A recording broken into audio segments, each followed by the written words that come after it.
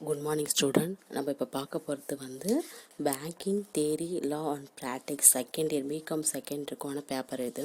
இதில் வந்து பேங்க்னா என்ன, அதோடைய commercial bank, reserve bank, SBI இதை பற்றி நம்ம இப்போ பார்க்க போகிறோம். First one bank, definition of the bank. The purpose of the எந்த பர்பஸ்க்காக ஒரு பேங்க் இருக்குது அப்படின்னு நம்ம பார்க்கும்போது ஃபஸ்ட்டு வந்து எதுக்காகனா, இப்போ ஒரு தனி நபர்களுக்கு தேவைப்படும் ஒரு முன் பணங்களை அளிக்கும் மற்றும் அவர்களுக்கு பணம் தேவைப்படாத சமயங்களில் தனிநபர்களுடைய பணத்தை என்ன பண்ணுறாங்க, பாதுகாத்து வைக்கிறதுக்கு ஒரு அமைப்பாகவே இந்த வங்கி வந்து இந்த பேங்க் வந்து இருக்குது. அதாவது கடன் வழங்கும் ஒரு நோக்கத்திற்காக ஏற்றுக்கொள்வது அல்லது வைப்பு முதலீடு, பொதுமக்களிடம் பெறப்பட்ட ஒரு பணம் தேவைக்கேற்ப திரும்பி செலுத்தப்படக்கூடிய மற்றும் திரும்ப பெறக்கூடாத ஒரு வரைவரிசையை வந்து சரிபார்ப்பதற்கும் இந்த வங்கி வந்து யூஸ்ஃபுல்லாக இருக்குது.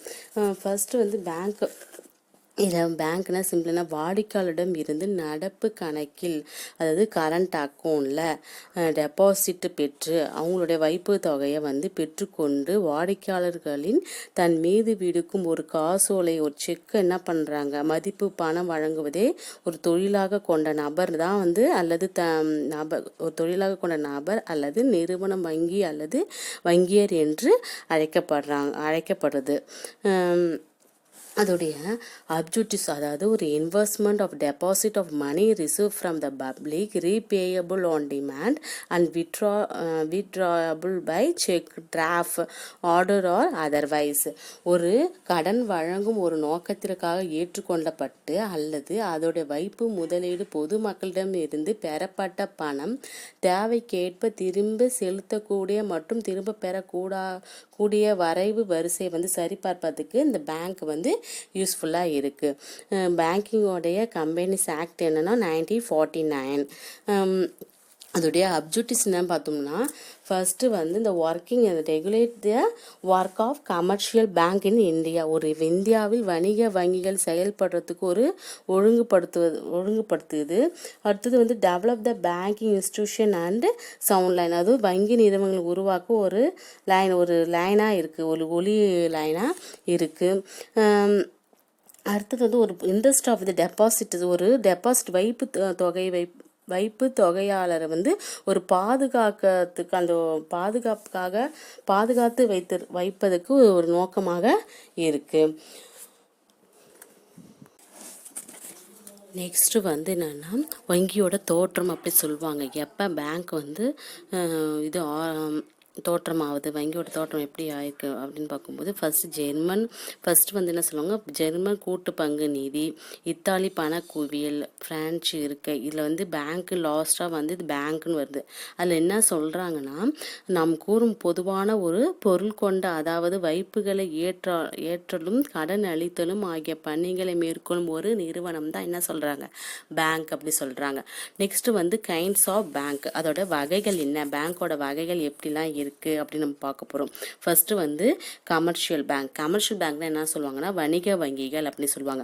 வணிக வங்கிகள் என்னன்னு சொல்லும்போது, வங்கி என்பது என்ன சொல்கிறாங்கன்னா, ஒரு நடைமுறையில் நாம் குறிப்பிட ஒரு நடைமுறையில் வணிக வங்கி மட்டுமே ஆக இருக்குது. அதாவது இது பெரும்பாலும் வந்து என்ன பண்ணுதுன்னா ஒரு கூட்டு பங்கு கம்பெனியாக நிறுவனமாக இந்த கமர்ஷியல் பேங்க்கு இருக்குது. இது வந்து ஒரு லாப நோக்கத்தோடு பெறுவதாகவும் இது வந்து வணிக வங்கிகள் என்றும் இதை அழைப்பதும் இதில் வந்து பொருத்தமாகவும் இருக்குது. அது வந்து நீண்ட கால கடன்களை வந்து இது வழங்குவதில்லை. ஒரு எப்படி சொன்னால், ஒரு கமர்ஷியல் பேங்க் வந்து இது ஒரு ஒர்க்கிங் கேபிட்டல் ரெக்யூர்மெண்ட்ஸ், அதாவது ஒரு குறுகிய கால கடன்களை வழங்குவதற்கு இது முக்கியமான ஒரு பணியாக இது இருக்குது. ஓவர் டிராஃப்ட் அதிகப்பட்டுன்னு சொல்லுவாங்க இல்லையா, ஓவர் டிராஃப்ட், கேஷ் கிரெடிட், ரொக்க கடன் சொல்லுவாங்க இல்லையா, அது போன கடன்களை வந்து இந்த வாடிக்கையாளர்களுக்கு வங்கிகள் வந்து வழங்குது கமர்ஷியல் பேங்க். ரெண்டாவது வந்து இன்வெஸ்ட்மெண்ட் அண்ட் இண்டஸ்ட்ரியல் பேங்க், அது தொழில் வங்கிகள் அப்படின்னு சொல்லுவாங்க. தொழில் வங்கி என்ன பண்ணுதுன்னா, ஒரு நாட்டினுடைய ஒரு பொருளாதார வளர்ச்சியும் ஒரு உற்பத்தி பெருக்கத்தின் வணிக வங்கிகளை விட வந்து இது பெரும் பணியாக இந்த தொழில் வங்கி இருக்கு. இந்த தொழில் வந்து ஒரு நீண்ட கால கடன்களை வழக்கமாக வழங்குது. புதிய தொழில்களை தொடங்குவதற்கும் அப்புறம் நடந்து வரும் ஒரு தொழில்களை விரிவுபடுத்துவதற்கும் இது வந்து நிலையான ஒரு நிலந்த ஒரு முதலீடு ஃபிக்ஸட் இன்வெஸ்ட்மெண்ட் வழங்குறதுக்கும் இந்த வங்கி நிதி வந்து வழங்குவதற்கும் இந்த வங்கி இருக்கு. ஒரு ஒரு எப்படி சொல்லுவாங்கன்னா, ஒரு புதிய இயந்திரம், ஒரு மிஷின்ஸ், ஒரு பில்டிங் கட்டுறாங்கன்னா அவங்க போன்ற வாங்குவதற்கும் பழைய தொழிற்சாலையை நவீனப்படுத்துவதற்கும் இவைகள் கடன் வழங்குவதற்கு ஒரு முக்கியமாக இருக்கு. பொதுமக்களிடம் ஒரு நீண்ட கால வைப்பு தொகையாக ஃபிக்ஸட் டெபாசிட் பெறது இது நோக்கமாக இருக்கு தொழில் வங்கி. அடுத்தது வந்து என்ன சொல்லுவாங்க, ஃபாரின் எக்ஸ்சேஞ்ச் பேங்க் அப்படின்னு அந்நிய செலவாணி வங்கிகள் அப்படின்னு சொல்லுவாங்க. ஃபாரின் எக்ஸ்சேஞ்ச் பேங்க்ல என்னன்னா, ஒரு வெளிநாட்டு வாணிபத்துக்கு நிதி வசதி செய்வதற்கு இந்த வங்கி வந்து இருக்கு. அயல்நாட்டு வாணிபங்களுக்கு தேவையான ஒரு அந்நிய செலவாணி பெறுதலும் அயல்நாட்டுக்கு தேவையான ஒரு மாற்று உண்டியல்களை கழிவு செய்வதற்கும் இந்த பணி ஆற்றுவதும் ஒரு முக்கியமான ஒரு அயல்நாட்டு வாணிபத்தை பெறும் ஒரு துணையாக இருக்கு. அதாவது ஒரு industrial credit and investment corporation of India, அதாவது ஒரு அரசு துறை நிறுவனமான இந்திய தொழில் கடன் மற்றும் முதலீடு ஒரு கழகம் அப்படின்னு சொல்லுவாங்க. இது அந்நிய செலவாணி ஏற்படும் ஒரு பணியாக இது மேற்கொண்டு வருது. வெளிநாடுகளிலிருந்து இறக்குமதி செய்யப்படும் ஒரு உற்பத்தி சாதனங்கள், ஒரு மிஷின்ஸ், இயந்திரங்கள் ஆகியவற்றை வந்து என்ன செய்யறாங்கன்னா ஒரு இந்திய அந்நிய செலவாணி பெற ஏற்பாடு செய்தல் ஒரு முக்கியமான பங்காக இருக்கு. நெக்ஸ்ட் வந்து கூட்டுறவு வங்கிகள் சொல்லுவாங்க. கூட்டுறவு வங்கி என்ன பண்ணுதுன்னா, ஒரு இந்தியாவில் ஒரு விவசாயத்தை நம்பி வாழும் நாடுகளாக இந்த இந்தியா இருக்கு இல்லையா, விவசாய முன்னேற்றத்துக்கு தேவையான ஒரு நிதி வசதியை பெற்றுத்தர வேண்டியதாக இது அவசியமாக இருக்கு. அண்மை காலமாக இந்த விவசாயிகளுக்கு ஒரு வணிக வங்கி கடன் தரத்துக்கு இது ஹெல்ப்ஃபுல்லா இருக்கு. விவசாய கடன் வழங்குவதில் ஆபத்தும் அதிகமாக இருக்கு இல்லையா. ஒரு பிணையமாக அவங்க கிட்ட ஒரு ஃபார்மர்கிட்ட ஒரு பிணையம் ஏதாவது அளிக்க இயலாத நிலையில் என்ன பண்ணாங்க, விளை நிலங்களையும் வாங்கிய பெருத்தொழில் ஒரு ஏற்றுக்கொள்ளக்கூட ஒரு பிணையமாகவும் இந்த கூட்டுறவு வங்கி வந்து ஒரு முறையில் வந்து நமது வங்கிகளில் ஒரு தொடக்கப்பட்டதாக இருக்கு. என்னன்னா, ஒரு ரிசர்வ் பேங்க், மத்திய கூட்டுறவு வங்கிகள், சென்ட்ரல் வங்கி வந்து கடன் வழங்குவதற்கு இது வந்து இந்த வங்கிகள் பொதுமக்களிடமிருந்து வைப்பு தொகை பெறுகின்றன. கூட்டுறவு வங்கிகளை வந்து வணிக வங்கிகள் சில பணிகளையும் மேற்கொள்கின்றன. இவ்வங்கியில் மற்ற வணிக வங்கிகளை விட குறைந்த வட்டி கடன் வழங்குவது இதோட நோக்கமாக இருக்கு. ஓரளவு வந்து எப்படி சொன்னாங்கன்னா, இந்த அமெரிக்கா, கனடா போன்ற நாடுகள் வந்து வணிக வங்கியில் ஒரு விவசாய வங்கிகளாகவும் பணியாற்றி வருகின்றன. நமது நாட்டில் வந்து என்ன இருக்குன்னா, ஒரு வணிக வங்கிகள் வந்து ஓரளவு விவசாய கடன்களையும் வழங்குறதுக்கு தொடங்கியிருக்கு.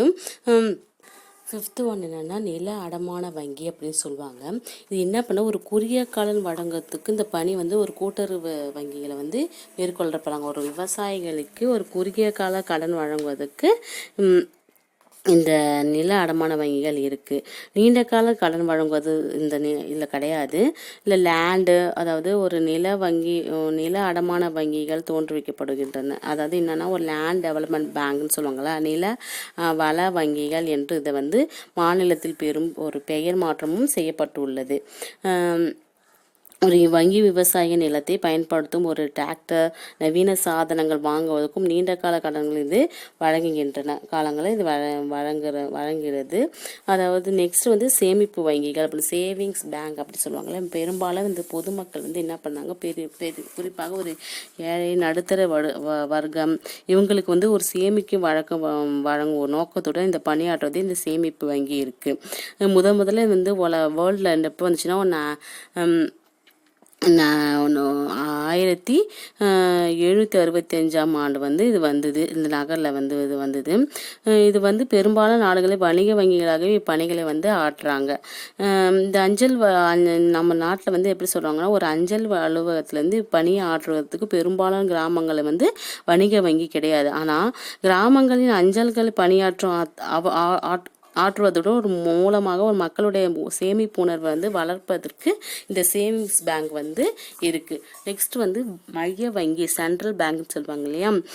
உலகத்தில் எல்லா நாடுகளும் மற்ற வணிக வங்கிகளும் நடவடிக்கைகளும் பணிகளையும் நெறிமுறைப்படுத்தும் ஒரு உரிமையே வந்து மைய வங்கியாக வழங்கப்படுது.